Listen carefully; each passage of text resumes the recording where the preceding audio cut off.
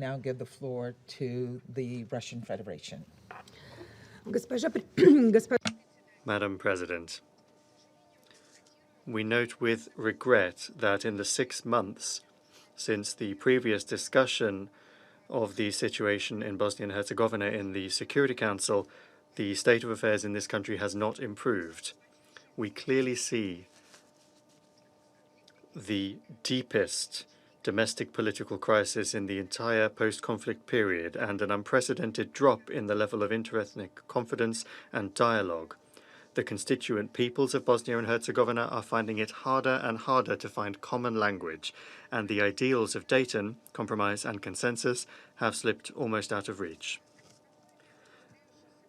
We, against this backdrop, are concerned by growing trends to centralize the multi-ethnic Bosnian state on the basis of the majority of one of the ethnic groups, Bosniaks, to the detriment of the constitutional rights of the two other peoples and the entities of the country with broad authority.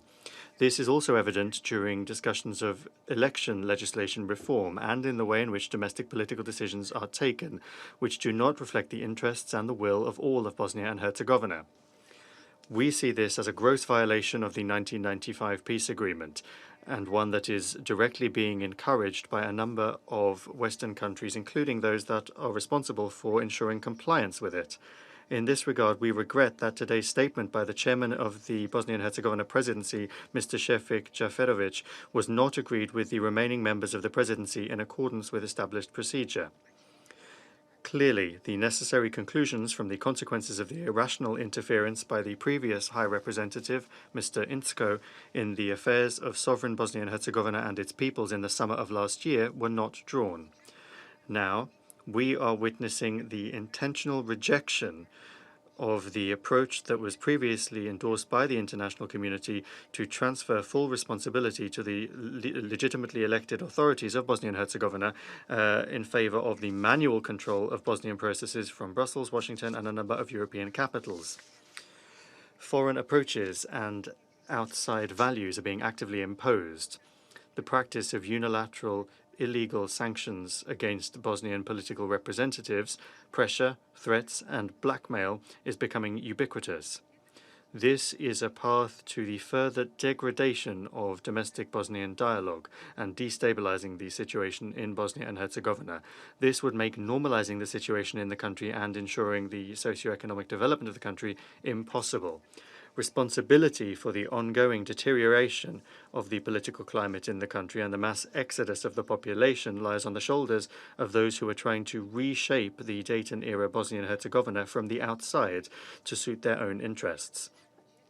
We warn about the extremely dangerous consequences of such an ill-thought-out approach, and we call for an end to further experimentation with the independent Bosnian state and its peoples, to give them the opportunity to develop independently in full accordance with the principles of the UN Charter. President, the destructive role of the Office of the High Representative is becoming ever clearer. This mechanism has lost even the slightest element of impartiality and propriety and has become a tool for imposing decisions of dubious value and feasibility. Attempts to invoke the so-called Bonn powers to annul unwanted domestic laws are unlawful and from a legal point of view are null and void, both in light of the absence of any agreement to their use by the international community and also because these emergency tools were given personally to the High Representative, the position of which, after the departure of Valentin Inzko, remains vacant. As we already underscored at the beginning of the meeting, we believe that the citizen of Germany, Christian Schmidt, is a private individual and does not have a mandate to represent the international community. We believe to be inappropriate the attacks on the ambassador of Russia in Sarajevo contained in the so-called report in the context of the situation in Ukraine, which has nothing to do with the situation in Bosnia and Herzegovina. We believe that a frank and concrete discussion is needed about practical ways to quickly close the Office of the High Representative, as it has exhausted its positive functions. Madam President, we note with particular concern that the atmosphere of danger and fear is increasingly drawing in the forces of the European Union that are carrying out Operation Althea in Bosnia and Herzegovina in accordance with the UN Security Council mandate. Without any basis or explanation, in March this year, the military contingent of the operation was doubled. The streets of Bosnian towns are being patrolled by armed individuals in camouflage. Heavy military hardware is being moved around, sowing panic among the population. This sort of behavior requires us to think seriously about the added value of the further presence of the EU4 in Bosnia and Herzegovina. It has gone from being a source of stability to an element of intimidation and political confrontation, which is entirely unacceptable and dangerous.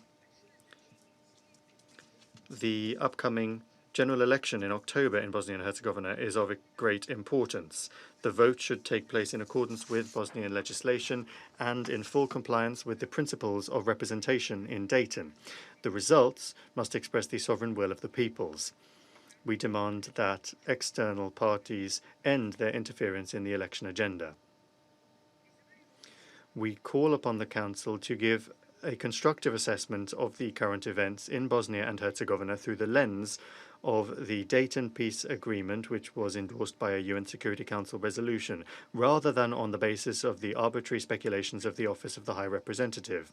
As an alternative source of information about the situation in the country, we suggest reading the report of Republika Srpska, which has been circulated as a Security Council document number S/2022/376. Madam President, Russia, as one of the guarantor states of Dayton, comprehensively supports the fundamental principles of the sovereignty and territorial integrity of Bosnia and Herzegovina, the equality of the three constituent peoples and two entities with broad authority. The 1995 peace agreement remains fully relevant. The balance of interests of the three peoples therein remains fully effective, and moreover, there is no alternative to it. Attempts to destroy it could have serious consequences for the Balkans and Europe as a whole. Thank you for your attention. I thank the representative of the Russian Federation for their statement.